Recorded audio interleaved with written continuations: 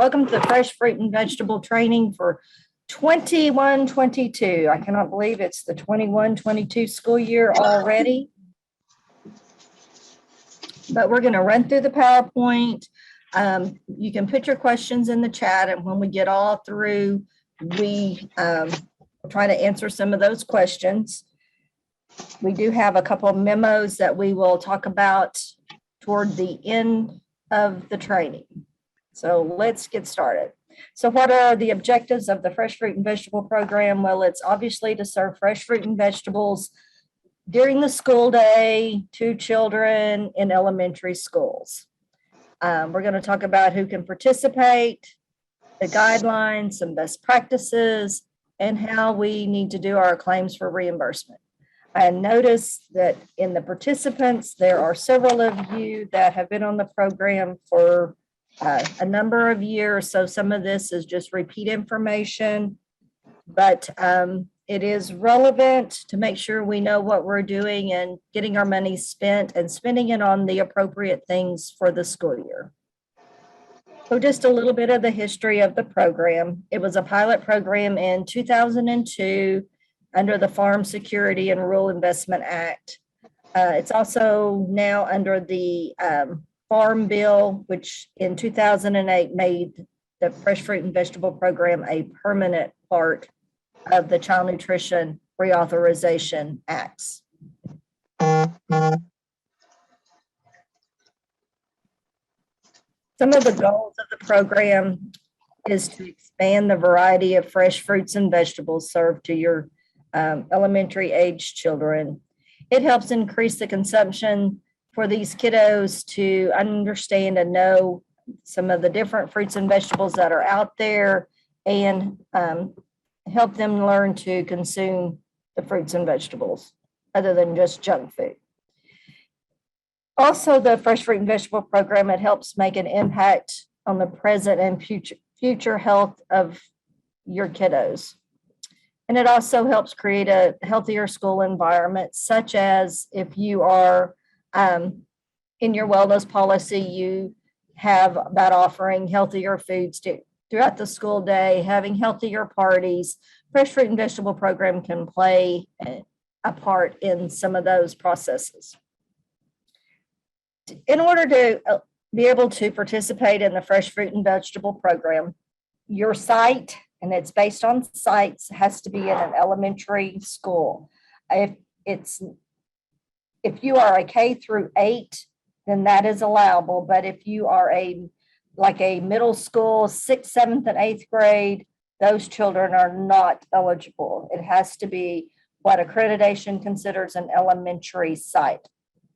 You need, we kind of base it on your eligibility for free and reduced percentages. However, this year, just so you know, everyone who applied is been awarded the grant. We had enough money to be able to process the grant for every one of you. So yay, that's a good feeling. The other factors are you have to participate in the National School Lunch Program. You also have to complete our application in the CAR system every year. And then you see on the slide the red bullet point at the bottom. If selected, the school must send to the SDE, the State Department of Education, the FFVP grant with the required signatures as soon as possible. As soon as you know, when Rhonda sent those out, you had to get those signed and sent back to her. We cannot issue money to you after your October claim until those assurances are sent back in. That is regulatory that we have that superintendent, the principal, and the food service person, director and or manager of that building for the child nutrition person signed off on that. And the basic reason for that is you don't want to surprise, first of all, a principal by all of a sudden telling him, oh, by the way, I've signed us up to participate in this new program or this program, and you have to serve fruit and vegetable every day at 2:00 during class time. Well, we all know that that does not work well with principals for you to, just all of a sudden spring something on them. And then we want to make sure your superintendents are aware of what is going on in their school districts. So some factors to make the fresh fruit and vegetable program work in your school. USDA encourages you to at least serve these fresh fruits and vegetables at a minimum of twice a week. And that you maybe have a variety of implementation strategies. And we're going to talk about some implementation strategies and where you can serve the fresh fruits here in just a minute. And also complementary nutrition education. You want to be able to tell the children a little bit about what you're serving, where the product comes from, where some things about it, what kind of vitamins that are in it, what is it good for.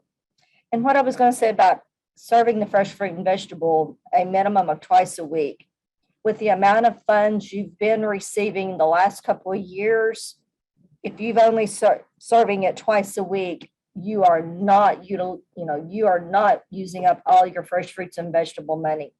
Right now, this year, we are probably going to send back to USDA more than $1 million in the fresh fruit and vegetable program.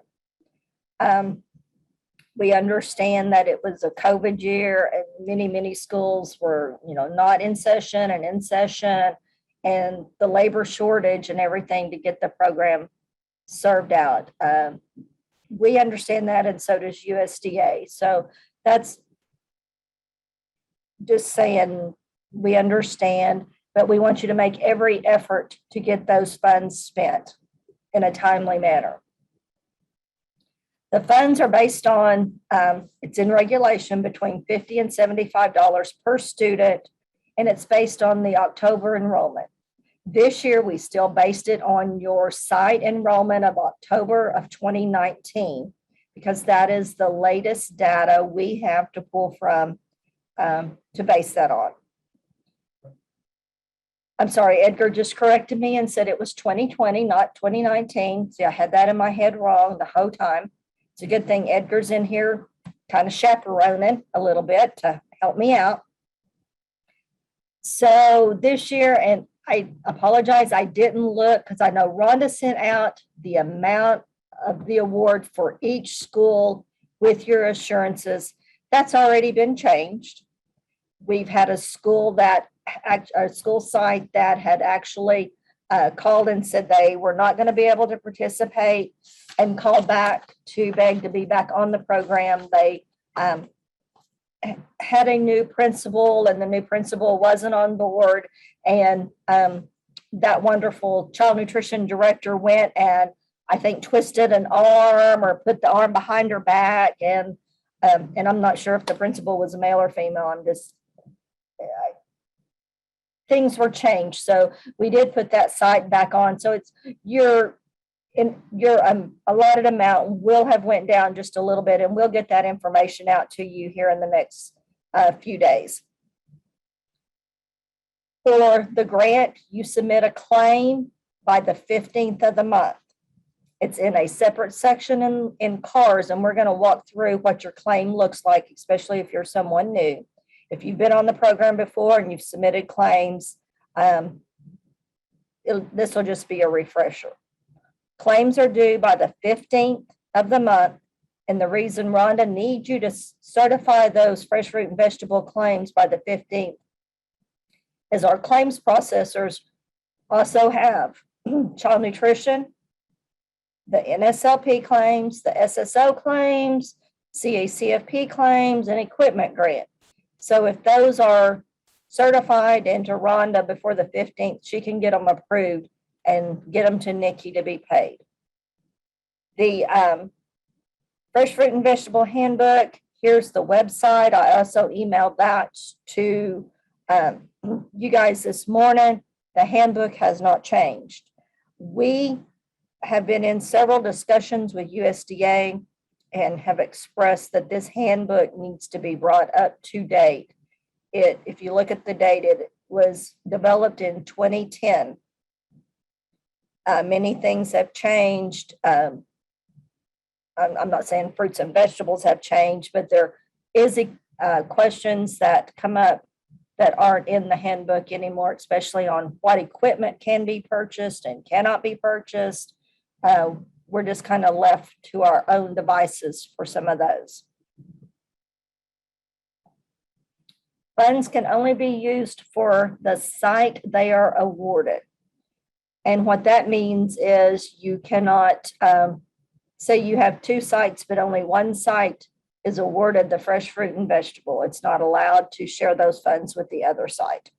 That is one of the things in a document that went to USDA that we're asking that sites that are not approved, that somehow funds can be shared, so that if you have 3 elementary schools and only 2 qualify for fresh fruit and vegetable, that somehow we can allot you some money for that 3rd site so that all of your children would be getting the fresh fruit and vegetable program and not 2 sites on and 1 site off.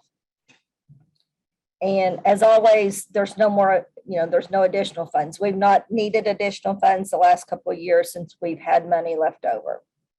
We want you to spend all of that money. That's what this program is based on. We want you to spend all of that money.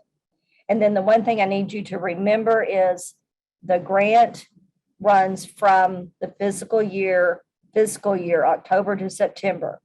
That is another thing that went to USDA, is we're highly recommending they put the fresh fruit and vegetable grant back from July 1 to June 30th to operate it in the school year, not in the federal fiscal year, just because it makes it hard for schools with your OCAS coding and end the year on June 30th. I was on the phone with one of you this morning. We're trying to figure out some OCAS coding and some carryover in the fresh fruit and vegetable. And what we say is not what OCAS has in their report.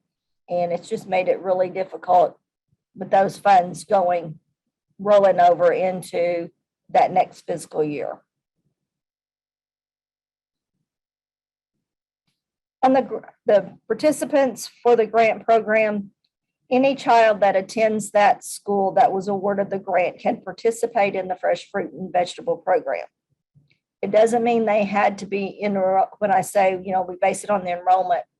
It's now you've been given the money and maybe your school only had 1st, 2nd, 3rd grade, but after you applied for the grant, your superintendent moved 4th, 5th, and 6th in there. Well, you can still feed all of those children or offer them the fresh fruit and vegetable program. Just because they weren't enrolled in the October 2020, they can still be fed on the program. And then only teachers who are responsible for serving the fresh fruit and vegetables to their students.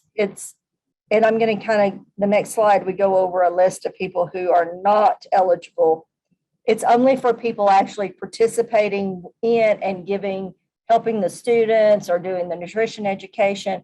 It's not just a free-for-all that everyone in the school gets an apple or a piece of fruit. And then the last bullet there talks about if you have children who are in a child care or a Head Start program or even a daycare, if those children are enrolled in that site, then they can participate. If they are not considered enrolled in the site, then they should not be participating in the fresh fruit and vegetable program.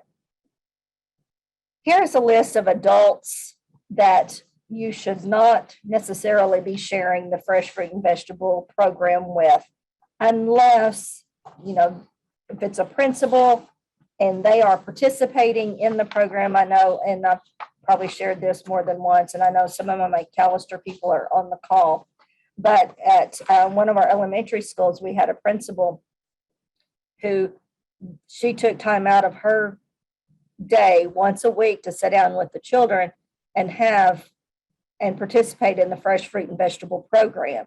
And because we had her buy-in, it made the program go really, really, really well at that elementary school. So, if it's that principal or superintendent that's willing to sit down with the class or with the the group of students participating, then by all means that person can participate in it.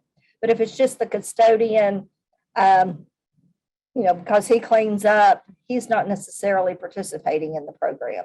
If it's your school secretaries and counselors that are, in the office and they're not having anything to do with the program, then those would not be eligible folks to participate in the program. Some of the grant requirements is you really need to publicize the availability of these fruits and vegetables, be it on your school menu. So maybe you send out a menu or you post that menu on your website. You let everyone know what's going to be served during the school day. You let them know, today on the FFVP, we're having bananas, on Tuesday, we're having grapefruit, just, however you want to do that. In a normal year, I'm just going to say normal year, fresh fruit and vegetable has to be served outside of the national school lunch, school breakfast, or the after school program. And we're going to talk about a memo here in a minute for this school year. And it says it cannot be served or cannot be used as part of the reimbursable meal. Again, that's during a normal school year. Of course, we may not know what normal is after the last 2 years. Also, fresh fruits and vegetables, just like anything else with the national school lunch, school breakfast, seamless summer food service program, they cannot be used as a reward or punishment. Food should never, ever be used as a reward or punishment for children. It teaches some unhealthy things. And it says fruits and vegetables cannot be served during the summer session, only during the normal school year. And that is still in effect. We can still only serve the fresh fruit and vegetable from time school starts until time school is out. Procurement. This year, procurement, if you are having difficulties with getting things in, fresh fruit and vegetable falls under the 7 CFR 210, 21D, but then it also, and I'm not sure I put that in the slides, but the emergency purchasing clauses can be used in the fresh fruit and vegetable program. So if you are having issues with your vendor and you need to do an emergency 1-year contract with a vendor, that is allowable under the emergency clause. Micro purchasing is maybe the best way to look at your procurement for your fresh fruit and vegetable program, because micro purchasing is anything not 100,000, how about $10,000 or less per transaction you can buy without getting price quotes and not have to, document who you bought with. You want to just make sure that you're getting the best price you can for your school districts. FFVP is one of the best ways to utilize some farm to school with some local growers. Last summer, we had some farm to school trainings that we brought in some farmers and some schools. The participation in these trainings was not as good as we had hoped for. But here's the caveat. You guys now, as we're going forward, talk to some of your local farmers, see what they can grow.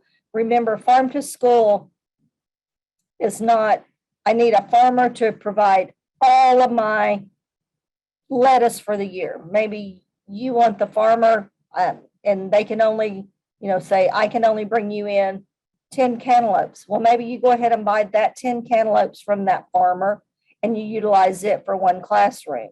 And maybe you can get other, maybe 20 more cantaloupes from another farmer. That would be an allowable purchases on the FFVP. One thing I do just want to mention is Buy American has not been waived as of yet. But I don't think on the fresh fruit and vegetable program here in Oklahoma that we have much of an issue of you guys wanting to buy outside of the United States, especially if you're buying farm to school things.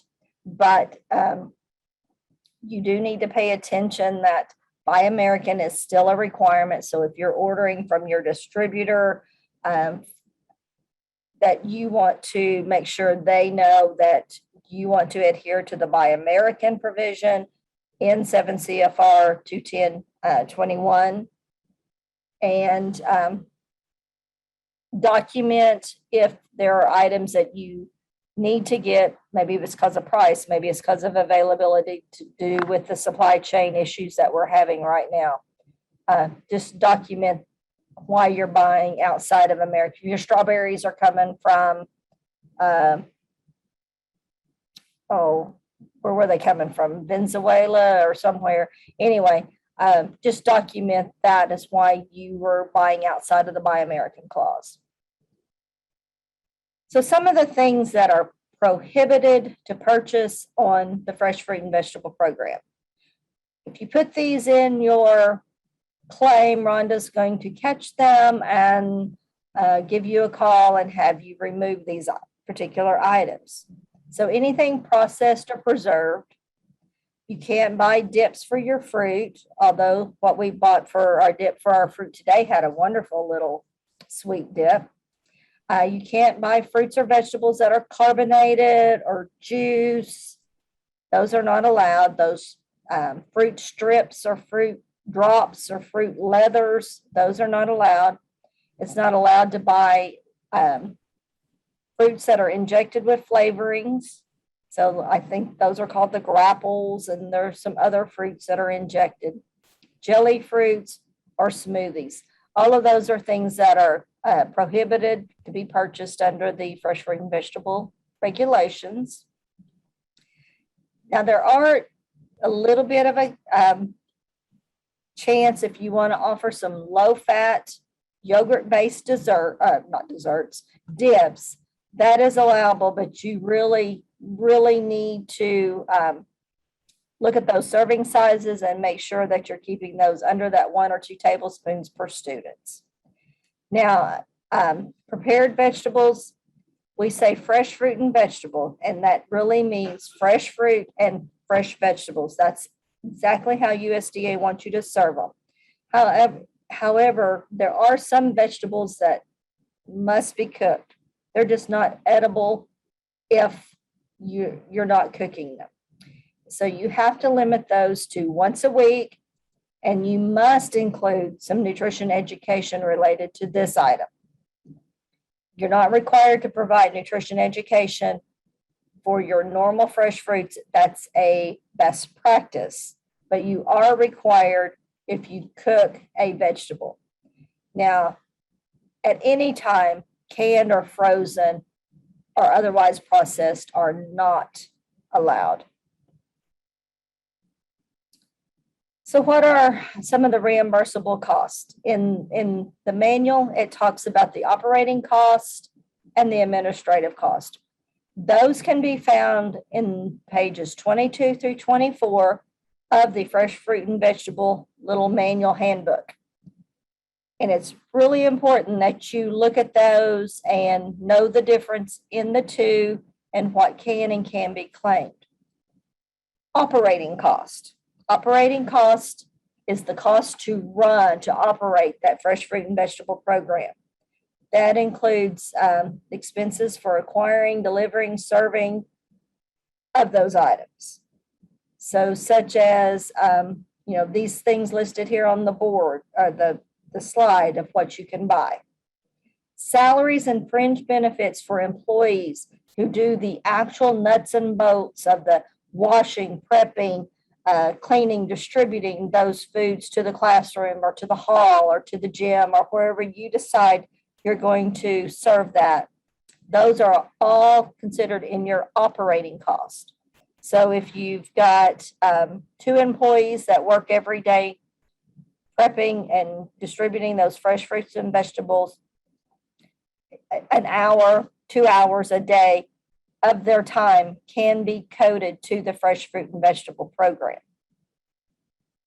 And that's very important. Some schools don't understand that those, so you may have an 8-hour cook, she or he works 6 hours child nutrition, and you code their labor to 763 and 764, and then maybe that 6 hours is split up between those two, your breakfast and your lunch, and then maybe 2 hours is coded to project 768, which is the fresh fruit and vegetable program.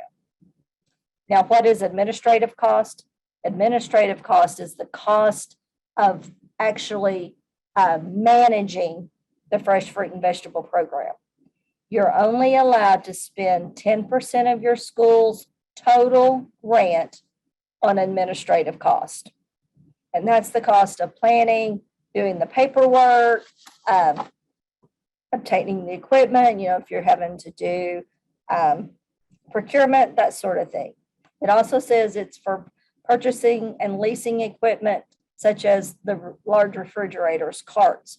We look at those when you put in your claim and you have claimed a refrigerator. The first thing we do is, if you put it under operating cost and not administrative cost, well, probably either one, we're going to call you and ask you to justify how that is, if you put in the entire cost of that refrigerator, how that is being used, if that refrigerator is only being used for the fresh fruit and vegetable program, or if it is being used by part of the National School Lunch, Seamless Summer Food Service Program. If it's going to be used in any other program, that has to be prorated. You can't pay the whole entire cost out of your fresh fruit and vegetable program.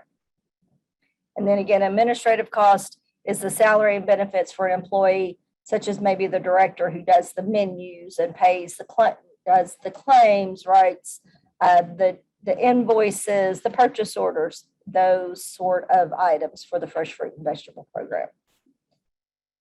And I kind of jumped ahead because only the portion of the operating and administrative expenses can be claimed. So my example of buying that piece of equipment, if it's only used for the fresh fruit and vegetable, you can justify that. We'll let you claim that piece of equipment on fresh fruit and vegetable. Otherwise, it has to be prorated. And I will just I know we've harped on you need to spend all of your money, but we still look at those expenses. If you send us an expenditure, for maybe a warmer under the fresh fruit and vegetable program, Rhonda and I are probably not going to approve that because your fruits and vegetables are supposed to be served fresh. So why would you need a warmer in the fresh fruit and vegetable program? You're not. So we do look at those and quite closely every month when you submit those to make sure that you guys are claiming what needs to be claimed and we're not approving something that should not be approved. Nutrition education. Here is probably why USDA doesn't say it's mandatory. It says the grant will not reimburse the school for nutrition education cost. So if you had put in your claim that you're ordered 500 booklets of fresh fruit and vegetable handouts, we're probably not, well, I'm not going to say probably, we will not be able to approve that cost because those nutrition education has to be paid for out of some other fund other than your fresh fruit and vegetable. But we would highly recommend, that maybe in your school wellness policy that you include some education of what you're going to do for educational purposes for your fresh fruit and vegetable. Maybe visit with your teachers to have, if they're going to incorporate fresh fruit and vegetables into their lesson plan. Maybe you're going to send out a monthly nutrition newsletter. I know there was a newsletter that came out from SNA, and it may not have been SNA. I can't remember who sent that out, but sometimes we would copy those and send those on out to the students because it talked about different fruits and vegetables. At one time, Farm to School sent us a bunch of stuff that we could put up for posters on the fruit or vegetable of the month.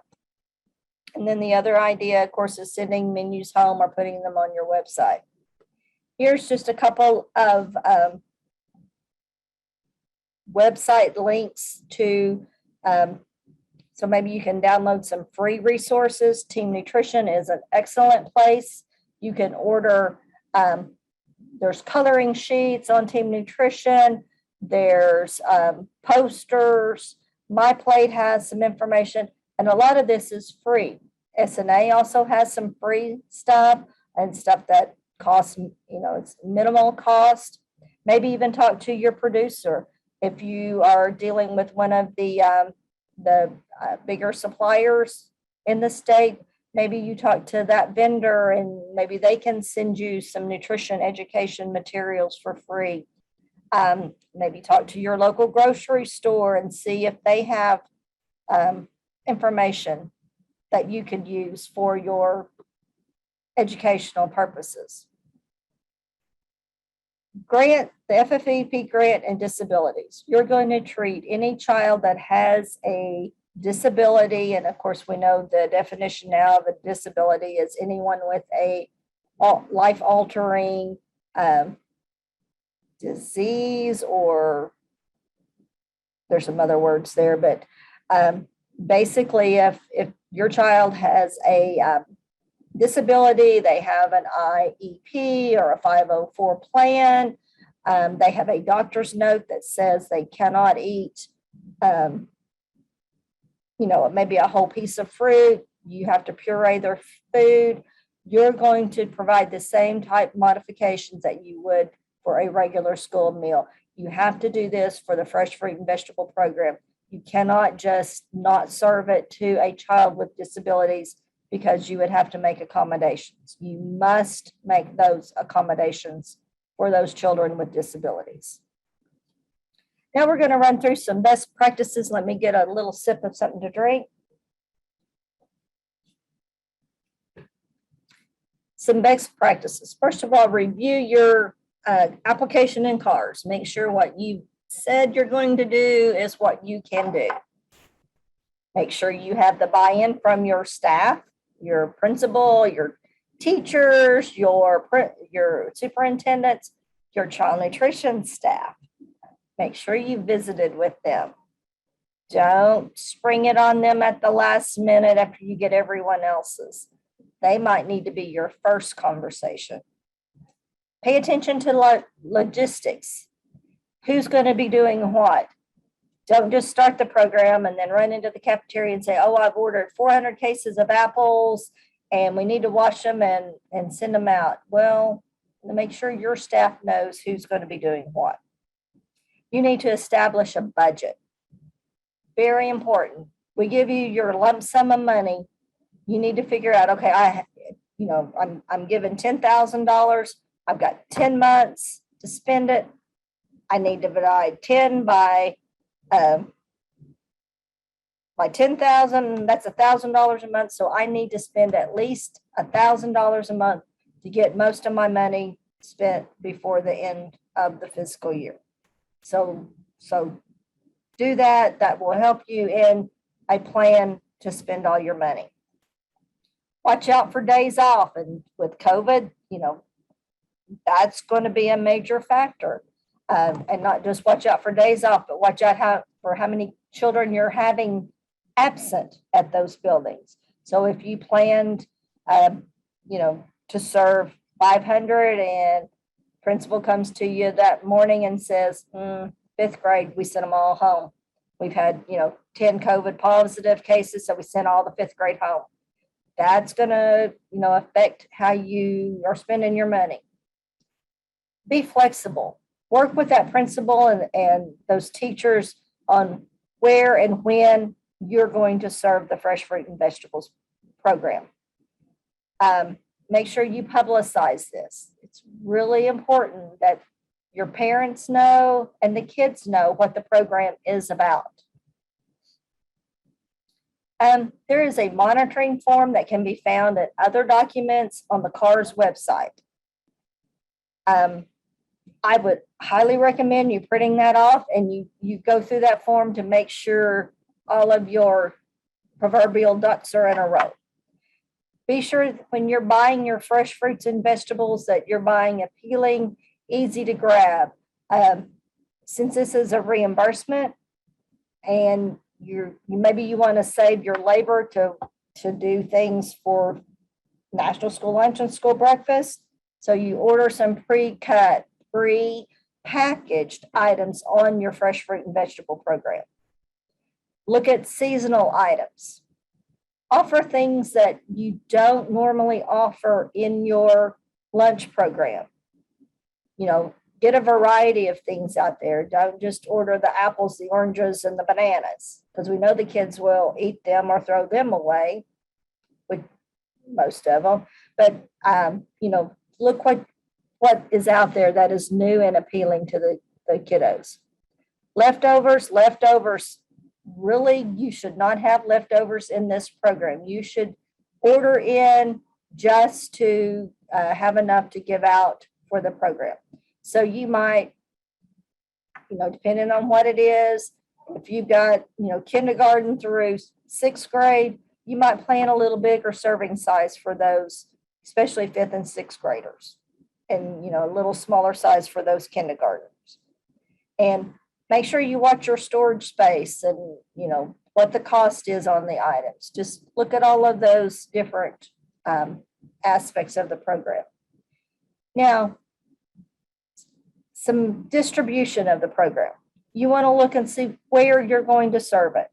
Is it going to be, do the teachers want to do it inside their classrooms at 2:00 or 1:00 or whatever? Are you going to give it out in the hallway maybe after a recess? Are you just going to have some kiosks set up that the kiddos can walk by and pick up a piece of fruit? I've not ever seen anyone ever put it in a vending machine, ever, but that's one of the best practices that is in the book. But your techniques might, obviously depend on the age of the children. The 5th graders, 6th graders can obviously handle, peeling a banana easier than a kindergartner could. So look at that when you're making your menus and planning. What type of fruits or vegetables? Look at, the different types. What's going to be easier? Again, look at those pre-packaged, pre-cut items. In SP 19-2021, hang on, I lost it a minute. That's it. Nope. Okay. I know I have it here somewhere. There we go. We have several memos and things that seem like USDA, they send us something new every year. We are going to run through the question and answers on SP 19-2021. It's basically the question and answers that were for last year, but we have some new people this year. So we want to make sure we understand what we can do, because it is a little different than some of the things that we just talked about. So the question and answers. Number 1, may fresh fruit and vegetable program operators provide the fruit or vegetable service outside of regular school day? Yes. Although schools may be back to normal operations during the upcoming school year, due to the continued public health emergency and given possible school building closures and continued implementation of alternative instructional models that allow for social distancing, elementary schools operating FFVP may serve fresh fruits and vegetables to students at the time the operator determines to be appropriate. A waiver from FNS, which is the Food and Nutrition Service, is not necessary to exercise this flexibility. Number 2, may the FFVP operator provide the fruit or vegetable service in a non-congregate setting? And that is yes. That means you don't have to serve it in, where the kids are all together. So yes, although many schools may be back to normal operations during the upcoming school year due to the continued public health emergency and given possible school building closures and continued implementation of alternative instructional models that allow for social distancing. Elementary schools operating FFVP may serve fresh fruits and vegetables in a non-congregate setting, including through home delivery. A waiver from FNFs is not necessary. Number 3, may the fresh fruit and vegetable program, okay, I found a typo in their memo. That's okay. Service be provided at the same time as another child nutrition program meal. Okay, I'm going to lean in a little bit because this answer is yes. Although many schools, and they kind of type the same thing. So I'm going to skip down here no, I'm not. Although many schools will be back to normal operations during the upcoming school year. Due to the continued public health emergency and given possible school building closures and continued implementation of alternative instructional models that allow for social distancing, elementary schools operating FFVP may provide the FFVP service alongside other child nutrition program meals. A waiver from FNS is not necessary to exercise this flexibility.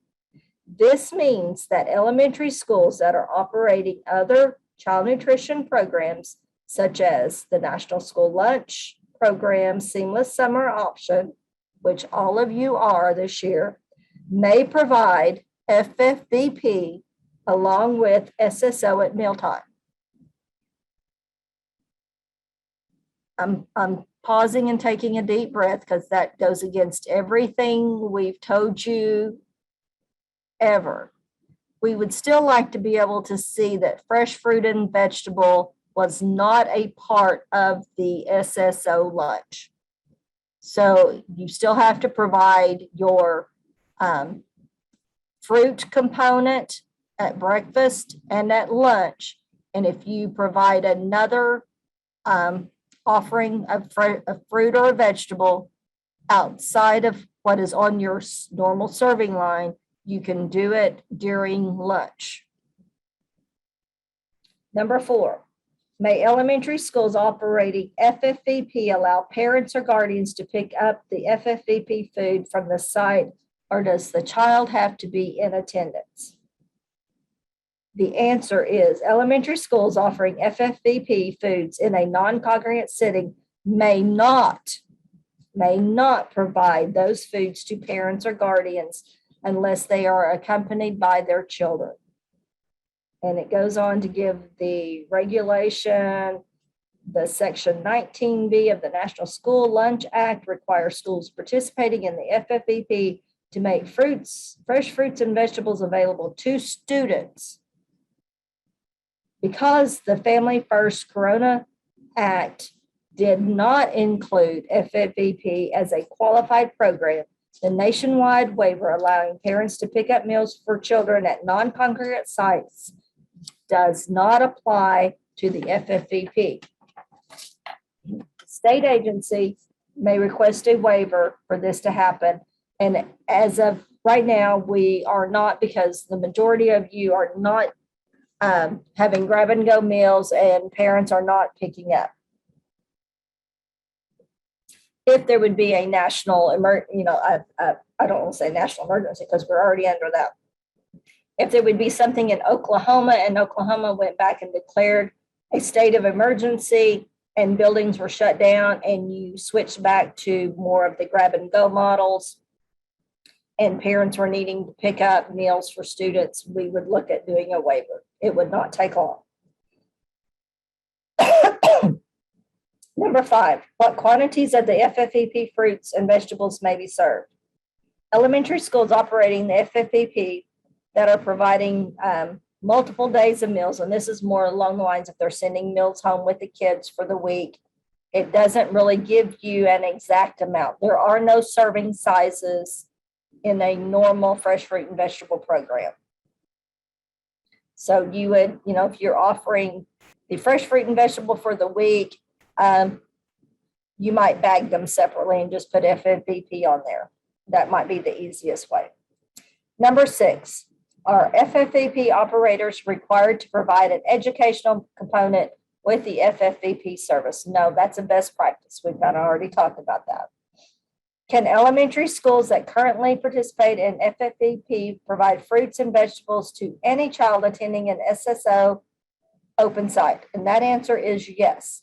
If you are an open site and say you have 10 children walk up and their ages from elementary through high school and they're 18 and under, and you're giving out the fresh fruit and vegetables in addition to your SSO lunch, then that is allowable.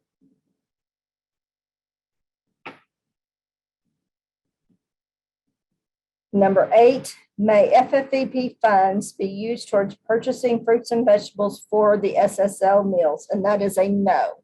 So these funds, you still got to keep the funds separate and the foods separate. You can't buy fresh fruit and vegetable out of your FFVP funds and put them on your national school lunch SSO meals. Number 9, if a FFVP elementary school is not serving meals during school building closures or implementation of an alternate instructional model that allows for social distancing, may the SFA serve the FFVP foods from a high school or alternative location where SSO meals are being served? Well, this says by law, the FFVP may only be served from participating FFVP elementary schools. A waiver is necessary in order to be able to serve foods at an alternate location, including high schools. So if you have FFVP at your elementary site and say we have statewide emergency and you go back to parents picking up and you're only going to do that at your high school, you're going to need to contact me and Rhonda so we can get a waiver completed with USDA to be able to do that. Number 10, if the FFVP schools are delivering SSO meals to households, can the FFVP foods be provided to all children in that household regardless of age? And that answer is yes. So if you're taking meals to, again, all those ages, 1 to 18, then everyone can get the FFVP foods. Number 11, if an FFVP school participating in 2021 is not selected to participate, okay, if you were participating in 2021 and you applied for 21-22, you were chosen. But it's wanting to know if you had funds left, can you spend them if you were not selected again, or maybe you didn't apply and you still had funds left after our October or September 30th? The answer is no.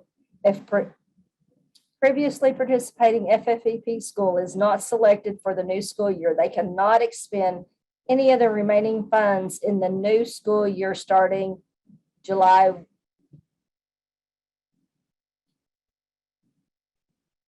it says July 1, but I think that is incorrect because it would be October 1. Maybe USDA doesn't know when their fresh fruit and vegetable program is year. All right, number 12, but the answer is no. If you have funds left from 2021, those funds will not roll over into the 21-22 school year, whether you're on the program or not.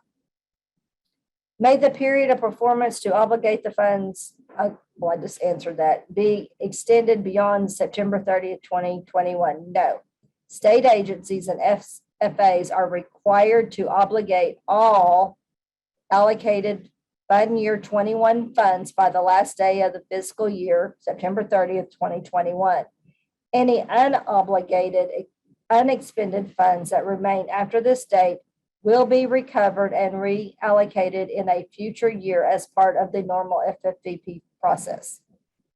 Number 13, for FFVP applications, if the site cannot get actual signatures from the principals and superintendent, I believe we've gotten all of our signatures and everything this year, so I'm not even going to read that question because you guys did an outstanding job on that. Thank you. Number 14, do schools that participate in the FFVP program for school year 2021 and that are selected in 21-22 need a new certificate of support? Well, and that's a state decision. We do require signatures because a lot of times things change quite often. And we want to note that those buildings have been, building personnel have been notified that they are going to get the fresh fruit and vegetable program. Okay, I'm just kind of looking through because there was a June 1st memo that talks about how much that was on our allocations. The fresh fruit and vegetable questions, and then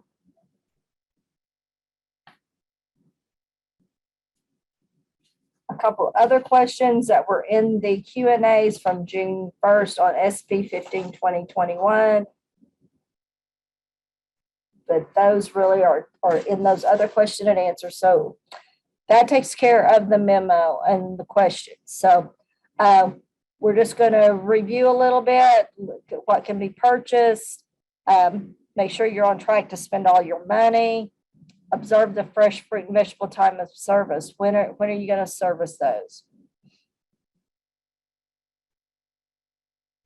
We've talked about claims are due on the 15th. Money cannot be transferred to another elementary school in the district. We want you to try. It says must spend, but we really want you to try to spend all of your money on the fresh fruits and vegetables. Now, OCAS coding and the grant, obviously, if your program for child nutrition is either in Fund 2211, and I'm going to have to ask somebody about 60, because I'm not sure you can run your fresh fruit and vegetable program out of Fund 60, which is an activity fund. That's been on there the last several years, and some of my OCAS gurus that are on the call, maybe you can let me know if that's allowed or not. And I apologize. I will ask Catherine Black and see if that's still allowable. You still want to attach program 700 to anything you expend or receive from the fresh fruit and vegetable with the program 700. The revenue source code for fresh fruit and vegetable is 4760. Project reporting is 768. Now let's look at claims real quick. When you go into the claim side of CARS, you're going to click on the month up at the top of what claim you're going to provide. You're going to click on the school site. And then when you get down to the site claim data, that's where this little drop down right here will say NSLP, SSO, FFVP. You want to make sure you select FFVP. The claims are divided into 3 forms. Worksheet A is the actual cost of the fruits and vegetables. You literally list out, I bought 10 pounds of apples at $2 a pound, and the claim form will total that for you. Worksheet B is your supplies and your operating labor. Worksheet C is for large purchases. So when you're looking at the claim, okay, this is for the month of August. The date in the fiscal year will change. You will put the number of operating days that you serve the fresh fruit and vegetables. So if the month had 15 days, but you only serve twice a week, so you may have only had 8 operating days. This will pull, and I'll show you how that pulls from worksheet A here in just a second. It'll pull over your operating cost, your labor cost, your administrative cost, and give a total claim that will be paid. And when you get that filled out, I believe it starts listing those things from worksheet A and B here in this area.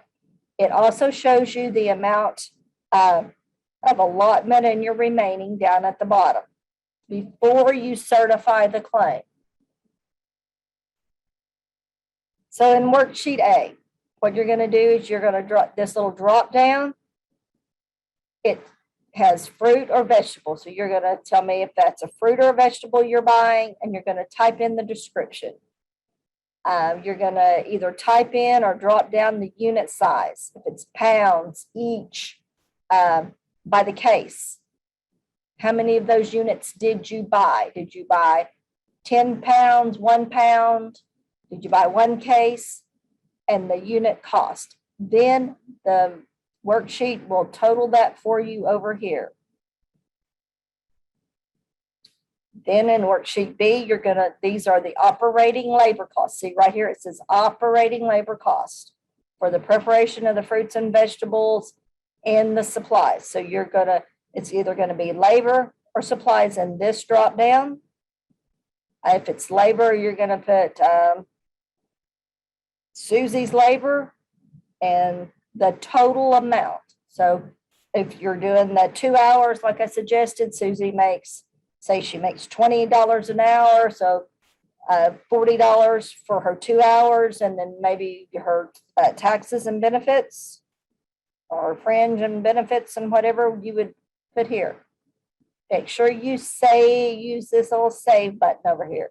Make sure you click save before leaving the page. That's what happens if you don't click save. It does not save and it's gone bye-bye. You'd have to re-enter it. Worksheet C is the administrative cost. So this is where you're going to put your administrative labor, your leasing equipment, you're going to put it there. And remember, it can only be 10% of your total allotment. And then once you get all that information in, it comes back in here and it fills all of this in. You want to save and certify. Make sure you save and certify. If you just save it, Rhonda does not know to pay the claim. It's not come to her. She doesn't get the notification that you're ready to be paid. So make sure you do that. So we're just about finished. I realize we're going over an hour just a little bit, and I apologize. We tried to have it within an hour, but going through the memo was a little bit more time consuming, but I thought we needed to read those so that we all know what was going on, and we need to look at our question and answer. So our last slide is a little bit about food safety. Make sure you're looking at the produce when you're buying it. Make sure you're storing it properly. Look at tip sheets on what to store with what, because there's certain items that you don't store together because they cause other, some vegetables cause other vegetables to ripen faster and turn bad. So try to look at that. And if you have storage space, keep those separately. Make sure you're, if it's an item that needs to be washed, that it's washed thoroughly. We don't want anyone getting salmonella from spinach that has not been cleaned. If the package, however, says it's pre-washed and ready to eat, there's no need for washing. A lot of times if you wash an item that has been pre-washed, you're washing off some of the things they have packed with the vegetables to keep them from going bad sooner. Even if you do not plan to eat the skin of certain items, you want to wash it before you peel it, especially, cantaloupe is a good example. You need to wash cantaloupes because anything that's grown on the ground is subject to, am I thinking right, Ebola? Anyway, some of the really bad stuff that you want to wash off. Some other, tips, if you're using sprouts, make sure those are one of those items you cook. keep all of your fruits and vegetables separate from your raw meats, go back to your health department regulations that you store your raw meat on the bottom shelf, your ready to eat foods above. Keep utensils and cutting boards sanitized and clean. It's always a good idea to have different cutting boards for your meats and different cutting boards for your produce. So I'm going to back out of here, and Rhonda's going to tell me if we've had any exciting things in the chat.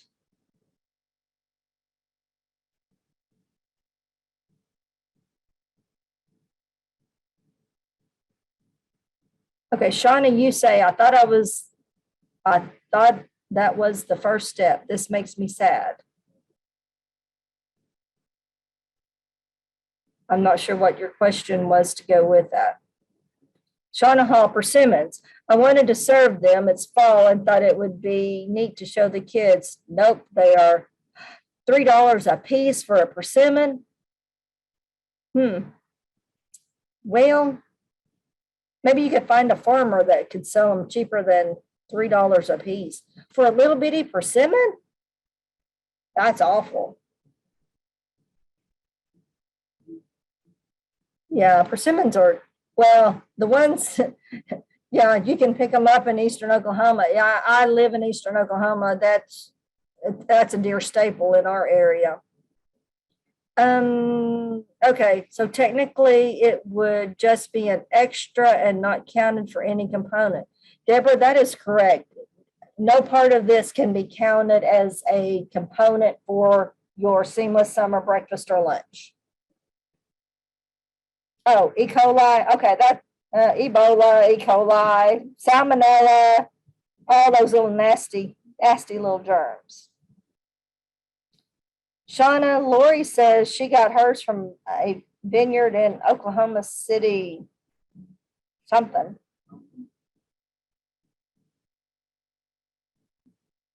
Yes, one of the first things is getting all of your signatures. Well, the first step is filling out the application. You've got to have the application filled out.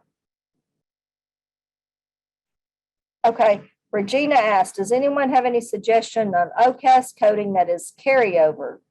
For instance, the school's fund year ends June 30th. We are always showing more expenditures because the August payment doesn't show up until the next.